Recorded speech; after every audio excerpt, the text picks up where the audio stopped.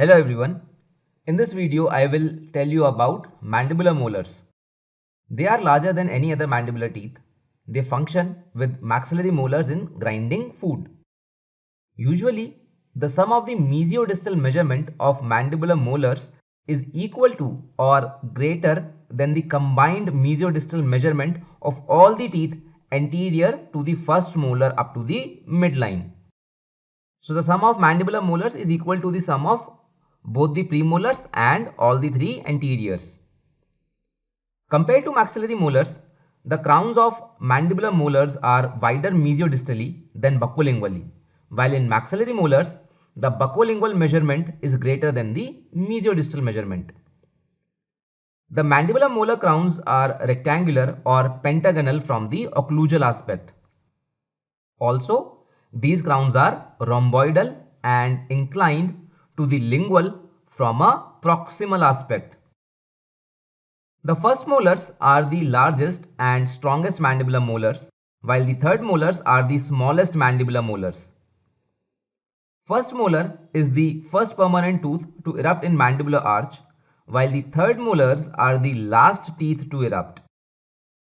The first mandibular molars have 5 well-developed cusps, and these are 2 buccal, 2 lingual and 1 distal cusp. The second and third molars usually have 4 cusps, and these are 2 facial and 2 lingual cusps. The mandibular third molar has the most variable crown morphology after the maxillary third molar. Let's now go to the facial aspect. The crown size and root length are largest for the first molar, followed by second, and these are least for the third molar. The root divergence is greatest for first molar, followed by second, and least for the third molar. So most convergent roots are seen in third molars. Crown outline for all the molars from facial aspect is trapezoidal. All mandibular molars have 2 roots, and they are mesial and distal roots. While the third molar may have multiple roots. They may be as many as 8 roots. Third molar crown usually resembles the second molar crown, though it is more bulbous. The mesiofacial cusp is the largest, widest and highest facial cusp in all the molars. And the distofacial cusp is often sharper than the mesiofacial cusp. So amongst the facial cusp, the mesiofacial cusp is larger and the distofacial cusp is sharper. The distal cusp in first molar is often the sharpest facial cusp. Both the lingual cusps are visible in first molar from this view. There are 2 facial grooves in first molar, and they are mesiofacial and distofacial. The mesiofacial groove terminates in a pit, while there is no such pit in the distofacial groove, and only one facial groove is seen in second and third molars, and this groove terminates in a pit. The distal crown outline is more convex than the mesial crown outline. A developmental depression is often seen on the buccal surface in the middle third, which is oriented mesiodistally. And the mesial root is longer than the distal root in all the molars, while the distal root is straighter than the mesial root. In first molar, distal root apex is more pointed than the mesial root apex. So mesial root is round and distal root is pointed. In the second molar, both the apices are usually rounded, while in the third molar, the root apices are usually pointed. Root trunk in first molar on the facial side is about 3 mm, and on the lingual side it is about 4 mm. And this root trunk is largest in third molar, followed by second, and smallest in the first molar.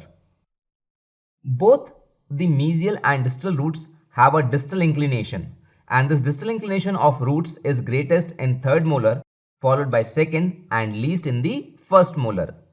You can observe that the root angle with occlusal plane becomes more and more acute from first to third molars.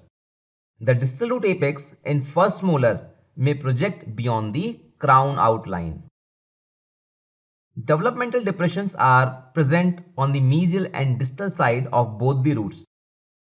Let's now go to the lingual view. The lingual crown taper decreases from first to third molar. So more of proximal surface is visible in first molar followed by second and least in third molar. The mesiodistal measurement of second molar is greater than the first molar at the cervical margin. The lingual cusps are sharper and higher than the buccal cusps in both first and second molar, but in the third molar they are rounded instead of being pointed. The mesiolingual cusp is larger than the distolingual cusp in all the molars, and the mesiolingual cusp is the highest of all the cusps including the lingual and facial cusps. There is a single lingual groove on all the molars and it is shallower than the facial groove. Let's now go to the mesial aspect. Faciolingual crown dimension is greater than the cervico-occlusal crown dimension in all the molars. The crown outline can be described as rhomboidal.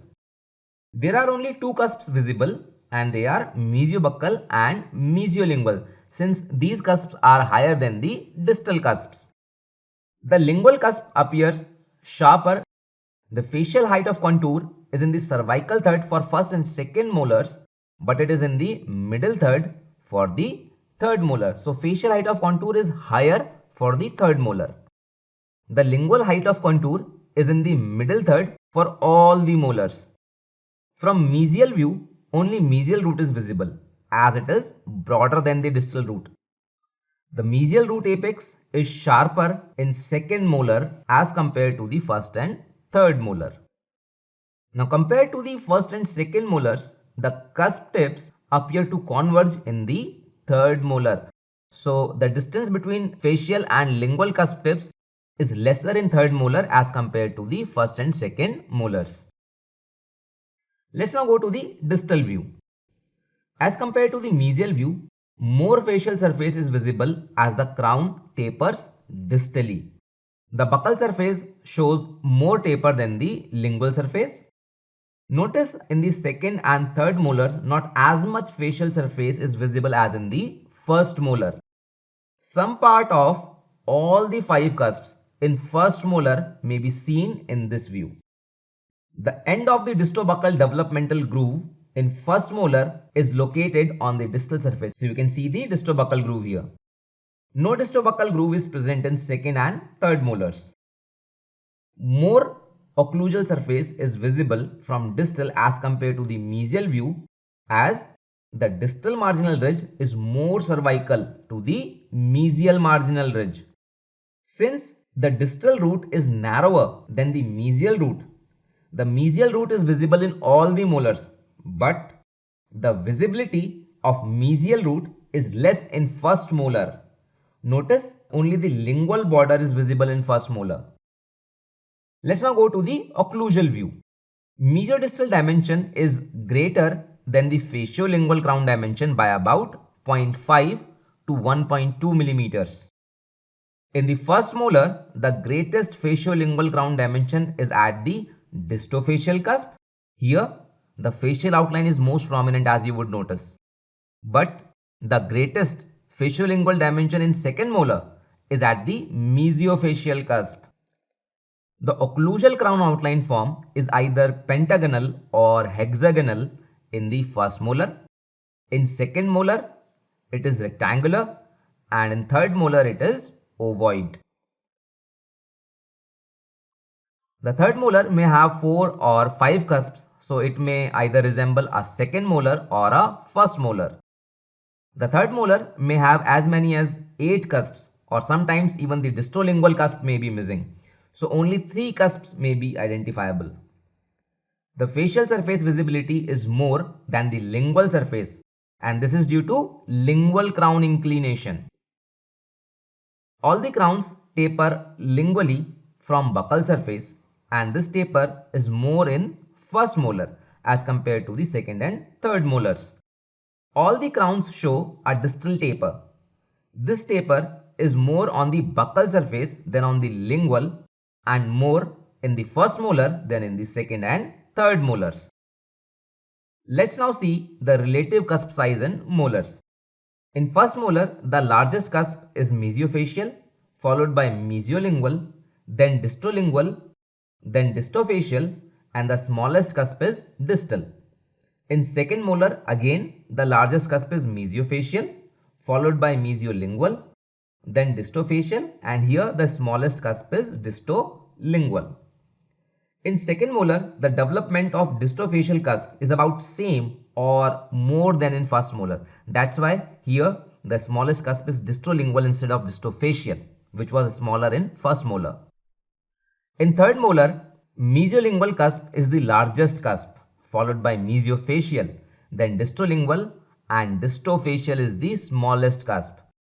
In all the molars, the highest cusp is mesiolingual, followed by distolingual, then mesiofacial, and then distofacial is the shortest cusp. But in first molar, the distal cusp is the shortest cusp. In all the molars, there are 3 fossae on the occlusal surface. Of these 3, one is major fossa, that is central, and 2 are minor fossae, that is mesial and distal triangular fossae. So amongst these 3 fossae, the central fossa is the largest and the distal triangular fossa is the smallest. The lingual triangular ridges are longer and higher than the facial triangular ridges. So lingual triangular ridges are more prominent. In first molar, there are 4 developmental grooves on the occlusal surface, and these are central groove, mesiofacial groove, distofacial groove, and lingual groove. In the second and third molars, there are only 3 developmental grooves, and they are central, buccal, and lingual grooves. The central groove pattern on first molar can be described as either zigzag mesiodistally or a W-shaped form. The central grooves on second and third molars form a plus or a +4 pattern on the occlusal surface. A +4 pattern implies that the central groove is in the shape of a plus and there are 4 cusps. So that's what +4 pattern means. A +5 would mean that there is a plus shaped central groove pattern with 5 cusps. There are numerous supplemental grooves on the second and third molars. The pit and groove pattern is highly variable on third molars and therefore its occlusal surface often appears wrinkled. The occlusal table in third molar is ovoid in outline and it is narrower than the first and second molar. So that's all for now. Hope this video was helpful, and please like and share the video if you do find it helpful, and please don't forget to subscribe. Thank you.